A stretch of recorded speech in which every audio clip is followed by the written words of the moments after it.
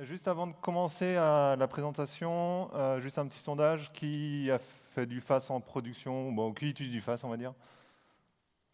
Bon, peu de personnes. OK. Donc déjà, avant de commencer à parler OpenFAS, je vais parler un peu service. Historiquement, on n'a pas beaucoup parlé du IaaS. Donc dans le IaaS, l'unité de déploiement, c'est la VM, donc on va configurer l'OS, on va configurer le CPU, la mémoire, et après on va déployer, et du coup après c'est à nous de prendre en charge tout ce qui est application installée. Le PaaS, c'est l'unité de déploiement, on remonte, on passe plus au niveau de l'applicatif, c'est-à-dire on va déployer le code, le PaaS va gérer à notre place tout le runtime, il va gérer le runtime Node, le runtime Python ou ainsi de suite, et donc du coup on se concentre uniquement sur le code. Le CaaS, c'est la partie Container as a Service, donc du coup là on ne déploie plus une application, on ne déploie plus vraiment du code, on va déployer un conteneur en tant que tel. Et bon, le SaaS, je vais passer. Et juste le FAS, c'est, on se concentre, la différence, c'est vraiment, on va se concentrer au niveau d'une fonction, vraiment au niveau du code d'une fonction. L'unité de déploiement, c'est à ce niveau-là. Et après, tout le reste va être géré automatiquement. On va déployer notre fonction et tout, ça va être totalement transparent, que ce soit en termes de scalabilité, en termes de gestion des entrées-sorties, tout ça, ça se fera automatiquement. En termes de use case au niveau du FAS, on retrouve beaucoup dans le domaine de l'IoT ou dans le domaine des bots. Un cas assez simple, c'est notamment tout ce qui est assistants vocaux. Donc en gros, dès qu'on discute avec un assistant vocal du style Google Home ou Amazon Echo, ça va potentiellement interpréter, il va y avoir du NLU et du coup ça va interpréter notre demande pour déclencher une fonction. Et un exemple simple, c'est par exemple si on demande la météo, à Google Home, dès qu'il va directement appeler un service, une fonction qui va récupérer la météo, il va nous le retourner automatiquement. On retrouve d'autres cas aussi, notamment au niveau des bots, pour interagir avec le dialogue automatiquement. Donc dès que l'utilisateur va interagir au niveau du chat, ça va potentiellement déclencher un ensemble d'actions. Et un ensemble de cas divers et variés, donc pour faire des lances et des traitements, pour faire du ML que je vous montrerai lors de la démo, donc notamment avec des principes de classification, des fonctions de classification et ainsi de suite. Alors, je ne sais pas si vous connaissez le CNCF.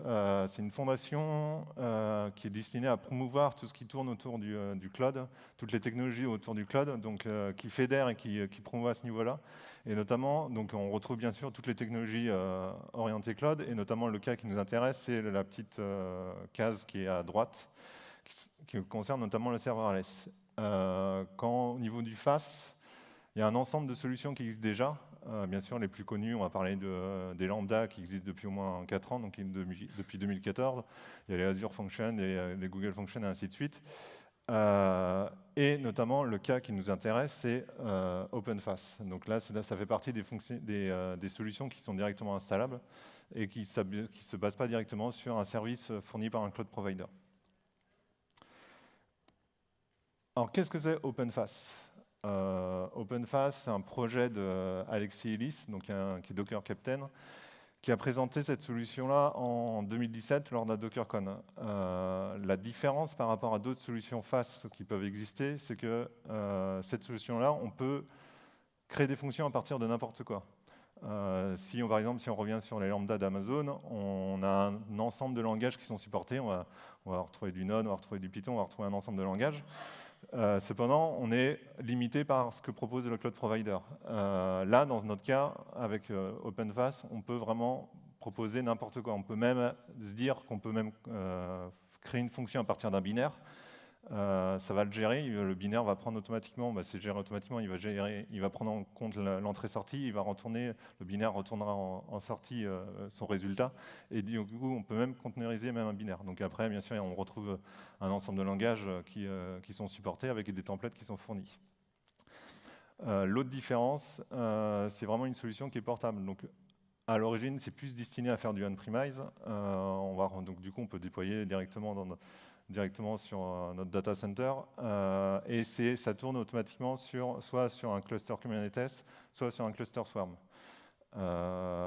Et l'autre chose qui est assez importante, c'est vraiment, vous le verrez, parce que du coup, lors de la démo, vous verrez, en fait, c'est vraiment simple d'utilisation. En termes de déploiement, en termes d'utilisation, ça se fait vraiment très facilement.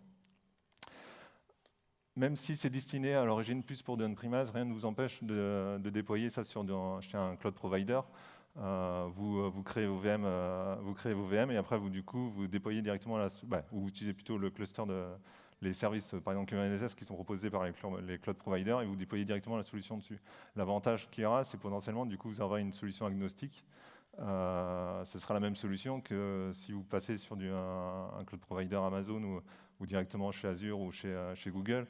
Directement, vous aurez la même solution. Vous ne dépendrez pas de la solution proposée par le cloud provider. En termes d'architecture, l'architecture, elle est assez simple. En fait, comment ça fonctionne? Donc, du coup, j'ai déjà parlé sur la partie cluster. Donc, en gros, les fonctions vont tourner soit sur un cluster Kubernetes, soit un cluster Swarm. Et après, il y a 2-3 briques qui nous intéressent dans cette architecture. Au niveau, la première brique, ça va être l'API Gateway. Donc l'API Gateway, c'est la gateway, en fait, c'est la fonctionnalité que ça va faire principalement, c'est que ça va router les appels vers la gateway, vers la bonne fonction. Donc quand on va déployer une fonction, ça va être directement, la fonction elle va avoir un nom, elle va s'appeler, on va dire, elle va s'appeler cat par exemple. Et donc du coup, dès qu'on va solliciter la gateway en sollicitant la fonction cat, du coup ça va router automatiquement vers cette fonction-là.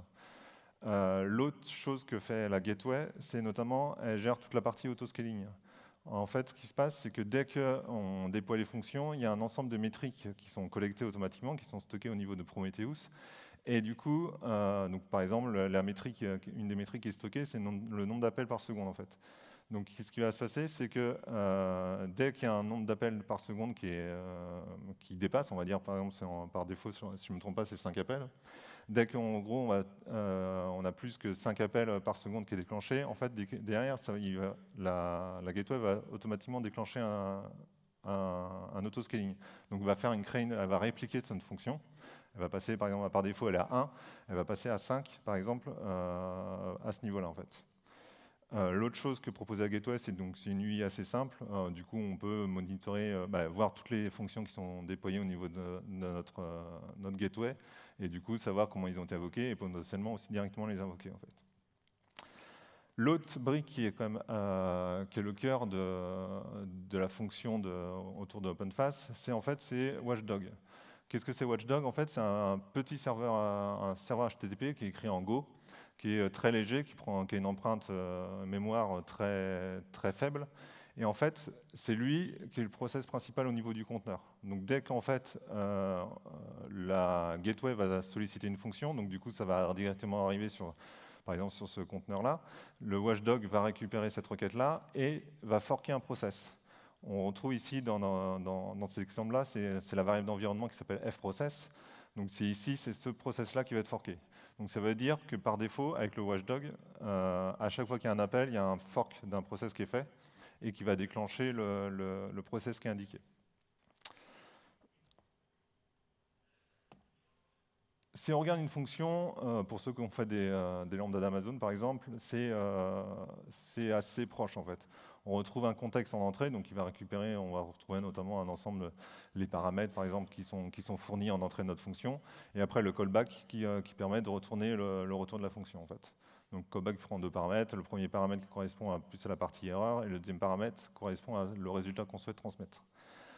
La fonction après, là en l'occurrence c'est une fonction basée sur un template node, donc rien ne nous empêche de rajouter des dépendances. En fait, directement, quand je vous le montrerai, en fait il y a un package JSON en gros, sur lequel on va déclarer toutes nos dépendances, et en fait au moment où on va builder notre fonction, ça va le gérer automatiquement, le template est fait pour ça en fait, c'est totalement transparent, donc il va installer totalement les dépendances et il va créer le conteneur automatiquement et le déployer à ce niveau-là en fait.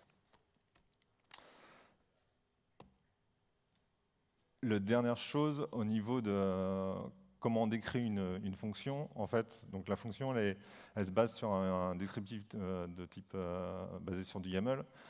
Donc en fait, on retrouve en termes d'information, on retrouve l'information de la gateway, donc en gros où où est la gateway en fait, et après on décrit toutes nos fonctions. Donc là en l'occurrence c'est une fonction qui s'appelle URL ping, qui est basée sur un template Python.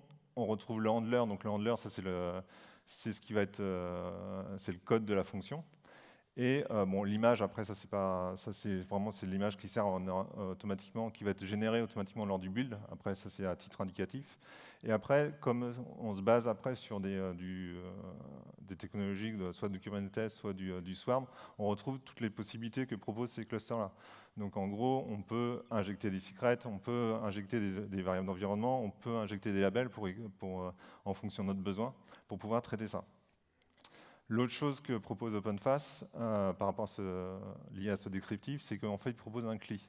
Un CLI qui permet en fait d'instancier automatiquement d'instancier notre fonction par rapport au template qu'on souhaite faire, lancer le build et aussi déployer bien sûr notre fonction. L'autre chose que je vous montrerai lors de la démo, c'est en fait OpenFaaS, quand on déploie sur du Kubernetes, surcharge l'API de Kubernetes. En gros, il propose un opérateur spécifique. En gros, quand on fait du Kubernetes, on va traiter des pods, en termes de ressources, on va traiter des pods, des déploiements, des services, et ainsi de suite. Ce que propose en plus OpenFaaS, c'est qu'il va créer son propre objet. Et du coup, il y a vraiment un objet en tant que fonction, un objet fonction qui apparaît directement au niveau de Kubernetes. Et du coup, l'avantage de ça, c'est qu'en gros, potentiellement, on pourrait se passer du CLI et vraiment déployer un descriptif standard qui est avec les objets Kubernetes. Et en plus, on peut bien sûr l'interroger pour savoir quelles sont les fonctions qui sont appelées, pour visualiser les logs directement, et ainsi de suite. Et directement en utilisant l'API de Kubernetes.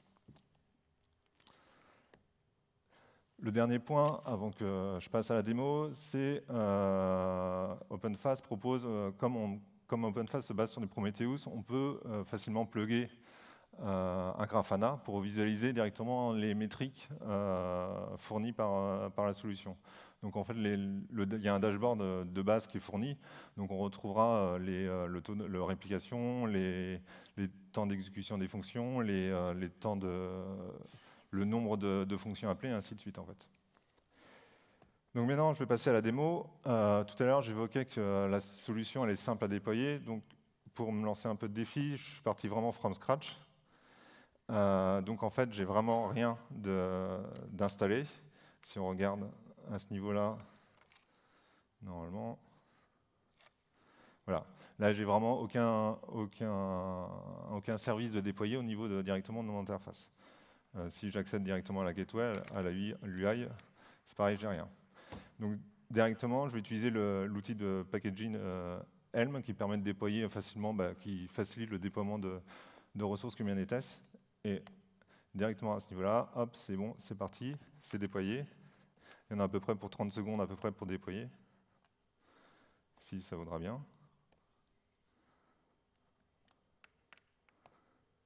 Ah, ça commence à arriver. Si on regarde au niveau des différentes ressources. Il n'en manque plus qu'un. Voilà. Donc tout est déployé. Donc on retrouve tous les composants que j'ai évoqués. On retrouve la gateway, on retrouve Prometheus, notamment au niveau des métriques. On trouve l'alert manager, donc qui est plugué à Prometheus. C'est lui qui va remonter les alertes dès que les seuils sont dépassés et du coup la gateway va interagir avec ça. Et on retrouve notamment un composant que je n'ai pas évoqué, qui est NATS, qui est en fait un outil pour gérer les fils de messages, un messaging system, en gros, qui permet en fait de gérer tout ce qui est asynchrone. Potentiellement, par défaut, on va faire des appels synchrones vers nos fonctions. Donc on va l'appeler et on va attendre notre retour. Derrière, rien ne nous empêche de travailler en asynchrone et de solliciter énormément les fonctions. Et en fait, il y aura un pool qui va être créé. Et du coup, les appels de fonctions vont être faits au fur et à mesure. Si je regarde, si je crée une fonction de basique, par exemple, fonction, c'est pas très original, je vais appeler hello la fonction. Donc là, directement, la fonction a été le template a été créé, donc j'ai créé un template basé sur du Node, et notamment j'ai indiqué la gateway. Si on regarde directement le code de la fonction, c'est très simple. Si je change, juste pour éviter de tricher,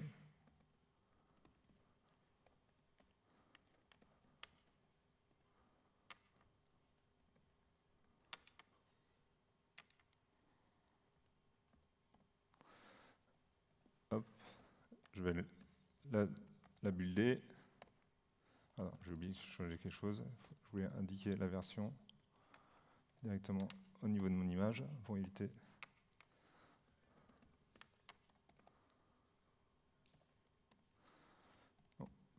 l'occurrence. Hop, je déploie. Donc là, elle est déployée. Normalement, elle devrait bientôt être prête, si je ne me trompe pas. Si je regarde l'UI, je peux encore la montrer. Donc là, on retrouve la fonction que je viens de déployer. Elle est ready à ce niveau-là. Donc normalement, si j'appelle directement la fonction, ça fonctionne directement, on a directement un retour. Le cas que j'ai évoqué tout à l'heure, c'est qu'on a la possibilité de créer des fonctions notamment par exemple pour faire de la classification. L'intérêt, c'est potentiellement, on va mettre une fonction, on développe notre application mobile et on a besoin par exemple d'une fonction de classification pour distinguer telle chose, pour savoir qu'est-ce qu'on voit sur l'image. Et donc du coup, c'est l'exercice que j'ai fait, c'est que j'ai créé une fonction qui permet de faire de la classification, en l'occurrence qui permet de classifier, c'est très original, mais qui permet de classifier les chiens et les chats. Donc du coup, je vais envoyer, donc c'est une fonction qui se base en Python, je vais envoyer directement soit un chat, soit un chien, et lui, il va me dire si c'est la probabilité que si c'est un chien ou c'est un chat. La petite différence par rapport à ce que je vous ai montré tout à l'heure, je disais qu'en fait, on forquait à chaque fois le process. C'est-à-dire, en gros, on n'avait pas possibilité de garder un contexte. Le problème, c'est que quand on traite quand on fait par exemple des fonctionnalités, des fonctions de classification, le modèle qui permet de prédire si c'est telle chose est assez coûteux, notamment en termes de chargement pour le charger la première fois. Donc ce qui se passe, c'est que là, en l'occurrence, j'ai chargé le modèle en avant, et du coup, dès que je vais déployer, le modèle va être chargé. Et après, du coup, pour tous les autres prochains appels, il n'y aura plus besoin de faire de solliciter, de recharger le modèle. Donc du coup, il sera directement disponible et on gagnera en termes de temps. Ce qui se passe, c'est que par rapport à ça, tout à l'heure, je parlais de Watchdog. Ils ont créé une nouvelle version, donc qui est en cours d'incubation, qui s'appelle Off Watchdog, qui est la future version de Watchdog et qui permet en fait de gérer ces problématiques-là, notamment pour garder un contexte durable sur l'ensemble des appels en fait. Donc ça peut servir pour ça peut servir aussi par exemple si notre fonction fait un appel à une base de données. Ça permet du coup de garder, par exemple, on ouvre la connexion vers la base de données et ça évite à chaque fois, à chaque appel, d'ouvrir une connexion. Ça peut faire, par exemple, aussi tout ce qui est si on veut faire du streaming, donc gérer un flux de données au fur et à mesure. Du coup, on a la possibilité. À ce niveau-là, c'est beaucoup plus performant. Donc, si je vérifie, donc tout à l'heure, je disais qu'effectivement, OpenFast surchargeait l'API de Kubernetes. Donc en l'occurrence, j'utilise le kubectl directement pour voir les logs, pour savoir si ma fonction est déployée. Donc là, on voit bien qu'elle est déployée. Et voilà. Donc, un petit dernier test, il faudra peut-être s'assurer quand même que ça fonctionne. Donc là, j'ai juste deux images, un chat et un chien, un Shiba en l'occurrence. Donc, ce que j'attends, c'est directement, je vais envoyer ces deux images et j'attends que la fonction de classification fonctionne bien comme il faut en fait. Donc, hop. On va commencer par tester le chien. Et on a bien un chien, donc ça tombe bien. Et si je teste au niveau du chat, pour être sûr que je ne triche pas quand même, ça fonctionne. Donc du coup, effectivement, donc là, on voit très bien qu'en termes de rapidité, c'est pratiquement instantané, du fait que notamment j'ai préchargé le modèle. Le modèle a été chargé, et donc du coup, tout ce coût-là disparaît. Donc là, la seule chose, c'est qu'il fait appel juste au modèle pour savoir prédire, et du coup, on gagne énormément en termes de perf, en fait. Hop. Je vous remercie je vous remercie. Et si vous avez des questions, je vous écoute.